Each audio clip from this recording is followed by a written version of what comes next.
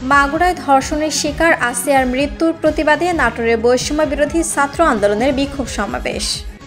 নাটোরের বিশেষ প্রতিনিধির পাঠানো তথ্য ছবিতে বিস্তারিত।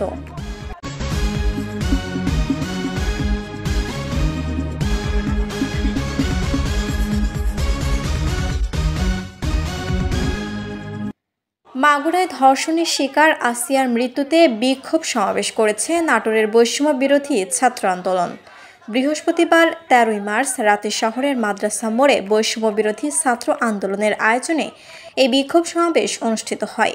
এ সময় উপস্থিত ছিলেন বৈষম্য বিরোধী ছাত্র আন্দোলনের আহ্বায়ক শিশির মাহমুদ, সিনিয়র যুগ্ম আহ্বায়ক ফাহাদ ইবনে জাহিদ, মুখপাত্র মাহফুজা রাহাত বুশরা, সিনিয়র মুখ্য সংগঠন রবিন আহমেদ, মৃত্তিকা শেখ সহ সংগঠনের নেতৃবৃন্দ। এ সময় বক্তারা বলেন, আসিয়াকে যারা ধর্ষণ করেছে তারা সবাই জেল হাজতেই আছে, তাই তাদের 48 ঘন্টার ভিতর ফাঁসি কার্যকর করতে হবে, তা না হলে আরও কঠোর কর্মসূচি দেওয়া হবে। বিক্ষোভ শেষে তারা মাদ্রাসা মোড়ে 15 মিনিট রাস্তায় অবস্থান করে। এতে দুই পাশে যান চলাচল বন্ধ হয়ে যায়। 15 মিনিট পরে যান চলাচল স্বাভাবিক হয়। প্রসঙ্গত, গত 5 মার্চ মাগুরায় বোনের বাড়ি বেড়াতে গিয়ে ধর্ষণের শিকার হয় শিশু আসিয়া। 6 মার্চ সকাল 11:30টার দিকে অচেতন অবস্থায় তাকে মাগুরা 250 শয্যা বিশিষ্ট হাসপাতালে নেওয়া হয়। সেখান থেকে দুপুরে উন্নত চিকিৎসার জন্য ফরিদপুর মেডিকেল কলেজ হাসপাতালে পাঠানো হয়। সেখানে অবস্থা আরও অবনতি হলে প্রথমে ঢাকা মেডিকেল কলেজ হাসপাতালে এবং গত 8 মার্চ ঢাকা সম্মিলিত সামরিক হাসপাতালে CMHে ভর্তি করা হয় শিশুটিকে।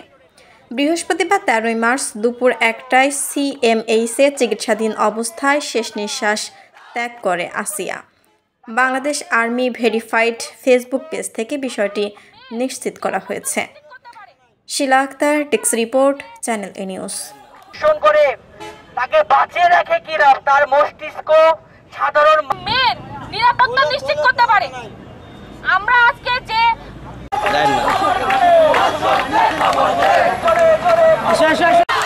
তুমি কে আমি কে তুমি কে আমি কে তুমি কে আমি কে তুমি কে আমি কে তুমি কে আমি কে তুমি কে আমি কে এই অবস্থা কেন? আমরা আরেকটু কঠোর হতে পারি না এই ধর্ষকদের প্রতি? আর এই যে অন্যায় অভিযোগ আমরা দেখে আসছি খাদিজা হত্যা, আমরা দেখে আসছি কাটাতারে বিচার করতে পারো না। এমন একটা রাষ্ট্র, এমন একটা ধর্ষকের শাস্তি দিক। আমাদের একটাই চাওয়া, ধর্ষকের শাস্তি। আমরা